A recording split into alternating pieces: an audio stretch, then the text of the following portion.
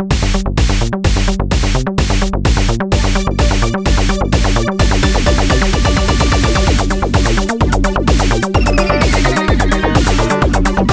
to another episode of Beyond the Beef, where we not only talk about business problems, we talk about business solutions. But that doesn't apply anymore, does it, James? I don't think it does. I don't think there are solutions to these problems these days. For 3 years, we haven't solved anything. That was exactly how we started. And now here we are. Obviously, we don't have the solutions. Yeah. Otherwise, we'd be rich. No, which we are not. What are we going to do? This is okay. So we're actually doing this as an episode now. So what are we going to do? Because we need to, you know what we're going to do as our first episode? We're going to come up with a new catchphrase. Totally. So here's the thing. We're rebooting. And what we're rebooting on is we're going to talk about beefs, which is what we always like to do. But it doesn't have to be business beefs. It could be any beef. Any beef. And we're going to exchange. I'm going to have one week. You're going to have one the other week, and we're just going to go. And then, whoever wants to listen to us gripe about stuff. Yeah, whatever. That's what's going to happen. But we are going to try and solve the problems. I liked our format. So we put a beef out there, and then we tried to be, what can we do to solve it, or help it, or listen, whatever. Exactly. And the way that I look at it is we may not be able to solve all the problems. We aren't able to solve all the problems. Let's just be honest. We like to think we can. But at least it could be maybe a little therapy. I mean, somebody knows that they're not crazy because Bob and or James may agree with them. Which and entertainment. Mean they're not crazy, right? But, right. That's right. Exactly. Actually, it means that they are crazy. Yeah, exactly. Yeah. Oh, let's scratch that one. Right? But, there's so many different things going on. And so it'd be like, I like to hear it. I like to hear when people are viewing things the same way as me. Oh, I never thought of, or have a little bit of a different perspective, right? So that's another piece. Like maybe it's a different perspective that we have than maybe people are thinking. Maybe they think a little different. Maybe it's therapy. Maybe they shut us off and say these guys should shut up. Any way you look at it, it's successful. It's fun because I listen to these people on the radio, or whatever radio looks like now, but when I drive around, well, no, like Sirius XM or personalities, and they're just talking about stuff, and they're entertaining. Some of them are entertaining, some of them not. And you know what, James, we are entertaining. I'm not going to lie. I think we are. So we just got to do this thing, and it's been 3 years, and so that's what we're going to do. We're going to continue our format, but it's been 3 years. Yeah, I listened to the last episode before this. Was I wearing a sweater vest at that time, or did I? No, away? This is before. Remember what we did was we did the business stuff in the basement. Yeah, that sounds weird. But we went. Then we did 4 episodes in 2020, right around COVID, and we said we're going to restart this thing. We did it just like this with Zoom. Yeah. We're going to, and of course that didn't last because we have schedules and we couldn't stick to it, and. Part of the reason.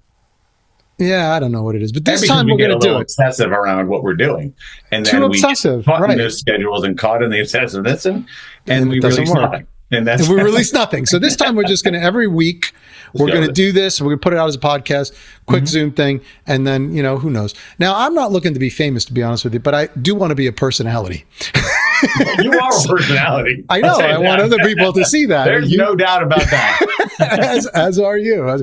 So the first thing is, I don't think you've aged in 3 years for sure, but I think I kind of have. So I don't know. I got different glasses. I used to have my other glasses, but I can't see close up with them anymore. Well, you had the fancy blue ones and stuff at one point in time too, right? Did you get a couple of? Oh, yeah. But the ones I had before were my regular old distance glasses, which I had no problem seeing monitors with. Yeah. But now, if I do that, I'll do that. This is my distance, which look exactly the same as it, but they're a little different. They're pretty close. No but I can't really see very well up close. So in 3 years, that's what's happened. Yeah. Well, mine was fine until I looked at the eclipse, and now my vision is finished. Right. Yeah. Eclipse damage.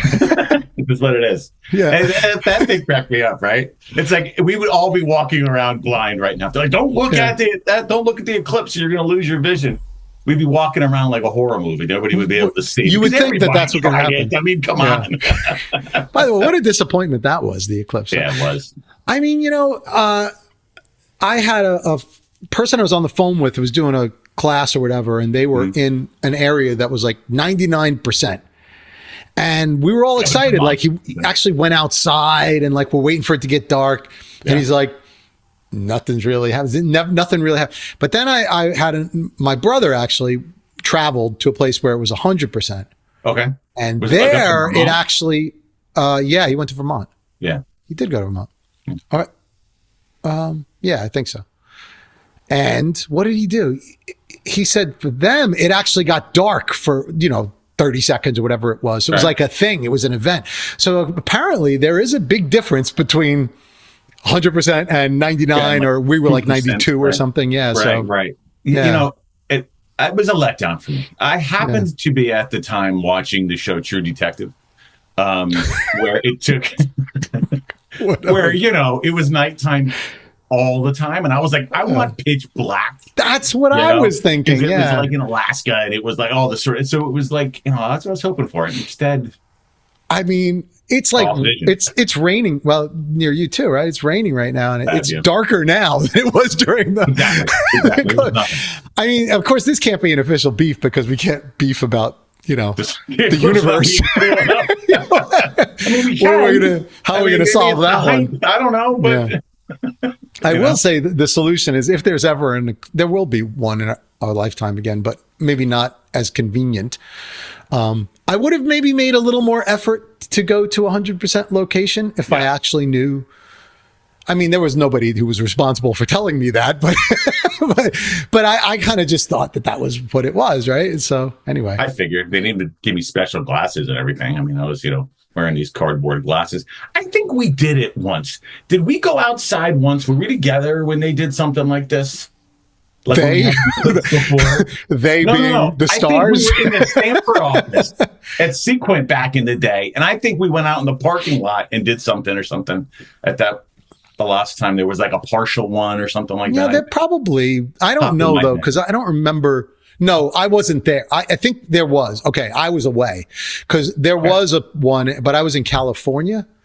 So you guys might have done it without me. Yeah, you were probably working. You did the Eclipse. No, I was not working. Actually, I was on vacation. I remember distinctly. Okay. I was visiting Universal Studios. Oh, that's right. I remember that trip. I remember when your complaint was there were so many people with tattoos at Disney at that time. Was one of the things. Now, for those of you who don't know.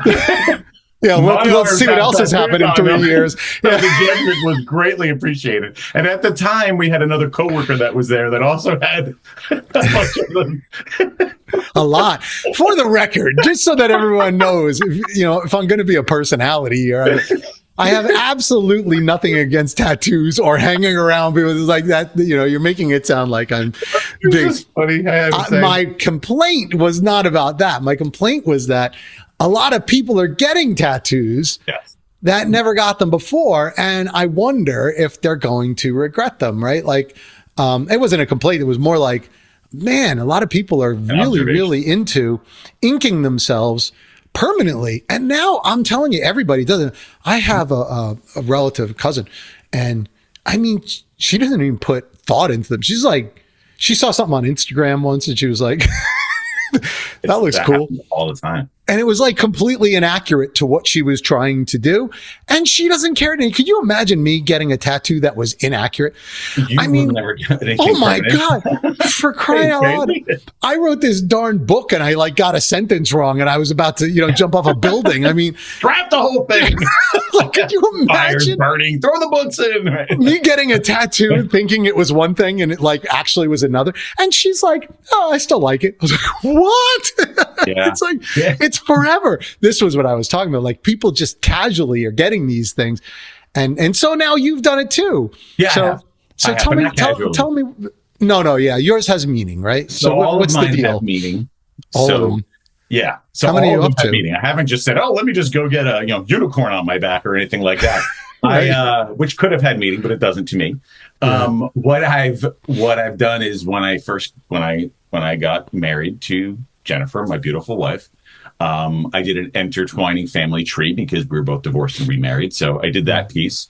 And then I did a piece that was added to it that was about being present and in the moment and trying to remind me every day to do that because I get a little caught up in things like probably many of us do. Mm-hmm. And then I got on this arm, I got a tribute to my father. So my father had passed away some years ago. So I got a tribute to him, which was a hawk and an American flag because he was a veteran, and his birthstone and a cross that he's wearing because my dad was also a very religious man. So those are three. Actually, I've got one more too, which is which is the tiger on the inside, which was I happen to be, and this may come out over time as we do more of these, a big Rocky fan. So initially, when I was first getting divorced from my first wife, I got a tribal looking tiger on my arm for kind of focusing on, when those were actually in style, strong and underdog and all that. So yeah. And now it's changed. So now it's a realistic because I had him change it because I have wonderful tattoo artists. So. I mean, this got deep quick, right? Because all of these tributes and, I can't make fun of any of that, obviously. Yeah, good luck. I'm not going to try to do that. Tattoos, I can make fun of the tribal thing but this does prove a little bit of my point. Like things go out of style very fast. Mm-hmm. And I remember, 10 years ago, 15 years, maybe more, right? People were getting the tribal tattoos and you're like, that was a big thing. But now it's totally out of style, I think, in the tattoo world, is what I understand. I think, some people, not that I'm like stylish or anything, like Rock, right? Yeah. They look like the Rock. They look like the Rock, whatever they want. And then, no one's going to make fun of them. Right. And so if you looked like the Rock, I would say maybe, but yeah. Since you don't. I don't. Turn it into a tiger. Certainly don't. The tiger's going to look really sad in a couple of years, Right. But, I'm not a tattoo guy because I take everything so seriously from a standpoint of like, this is forever, right? But you're much, much more live in the moment than. So do you ever? So I guess you just answered the question. If you regret it, you just cover it up, like turn it into a tiger. I don't. Doesn't matter. I don't have any regrets for any of my tattoos, and I didn't regret the tribal one. I wanted it more realistic because I'm more of a realism on the front side here. So this one was done under here. So I wanted it to kind of match to be more on the realistic side. I will never again, by the way, get a tattoo on the underside of my arm because, it hurts. I'm not going to be one of those guys that's tough and says tattoos don't hurt. Yeah. It was one of the most painful things I've ever had. Really? It was close to like 10 hours. Yeah. And it was pretty painful. So my tattoo, if you had a little muscle under there, maybe it wouldn't hurt as much. Wow, that's great. Really nice to do. Yeah. No, I know that you do. Of course. I'm jacked. You're a bulk. It's just that's why you got the tribal tattoo. It goes in here. Oh man, of course that hurts. Look at how. I didn't even know that's got a lot of ink there, man. Oh yeah, it's a lot of ink. Well, of course. What do you think that's gonna... that took a while and it hurt a little bit. So this is another thing that I will tell you. I have a good buddy of mine I grew up with, a really great friend, and he started getting into tattoos, and he's like you, I think, with the art. Like he liked your tattoos are artistic, I think. They're like works of art. He did that, and every time I see him on Facebook, he got more ink. Like and he's my age, right? So but at the end of the day, it seems to be addictive, doesn't it? Like, I don't know.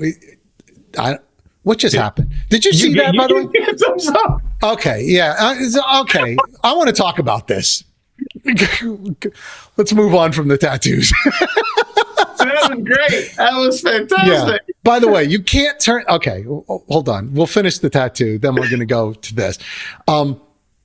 So they are addictive, aren't they? They are. Like once you do it, you want to keep doing it. They are. Yes. Okay. That is 100% true. So for the first, when I was going to my guy, Adrian, I started going. I just realized the irony of the fact that the gentleman that is giving me a tattoo is Adrian. And my favorite movies are Rocky movies. And I never made that connection until just now, by the way. Adrian? Right now? Oh, my goodness. Just right now. I just made that connection. But is his assistant named Sylvester? I just give you that. Actually, but it's fine. but the great thing about him is it is art, right? So I would go in and I don't give him exactly what I want. I tell him what I'm looking for and he creates it. Right. Yeah. And I say, this is what I want. And then I'll tweak it and move it around. He does it on his iPad and then he prints it all out and whatever. So it's a great experience and I love it.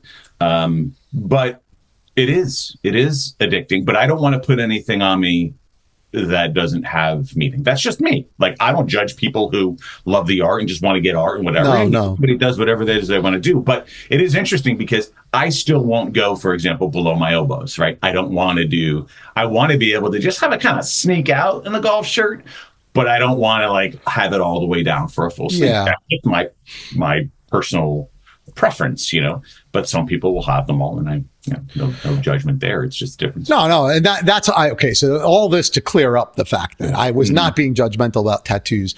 I'm fascinated by people that get a lot of tattoos, because to me, I would never do it because I'd feel like, oh my God, I'm permanently marking myself for life. And I know that at some point I'm going to change my preferences. So this was the whole thing. But anyway. You're certainly not a person that I would ever imagine would get one. Yeah. No, I am not. First of all, I would look, I don't know, everything about it just doesn't. It's not about look. It's about the mental. It doesn't match me. You'd be like, I can't take this off.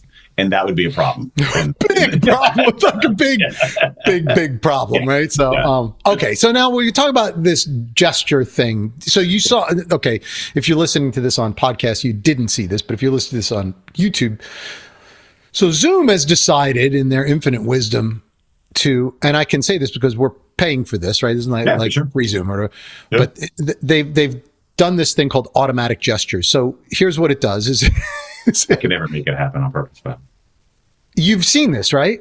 Oh yeah, it just happened a minute ago. You're just to me, but has it happened to you also? Yes, and I can't make it happen again. I can't make it happen again. So it just automatically at some point decides that I've done a thumbs up when I haven't, right?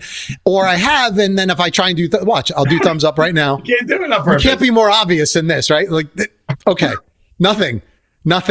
Thumbs down, nothing. Okay. So I teach classes on this darn thing. And there are times that I'm just talking and it gives a thumbs up. And I'm like, okay, well, that's not so bad. But there are other times I'm just talking, it gives a thumbs down. And I'm like, what? And there are other times that balloons start coming up. I was like, what? Or whatever the equivalent is. I'm like, what is going on? So I researched this thing, talked to some people, support, everything else. And they said, oh yeah, it's automatic gestures. And you can disable it by going to the most obscure place that you have to go. It's like, you can't even imagine. You can disable. Okay. So I disable it. And then thinking that's going to stop it. It doesn't stop it. Like, there's nothing I can do to turn it off. I mean, and I'm telling you, I've disabled it twice. And I only actually disabled it once, but I went back in and re-enabled it and disabled it again to make sure that it's actually, and it keeps doing it. Now, why would they do this? Who in the world wants this? I don't understand.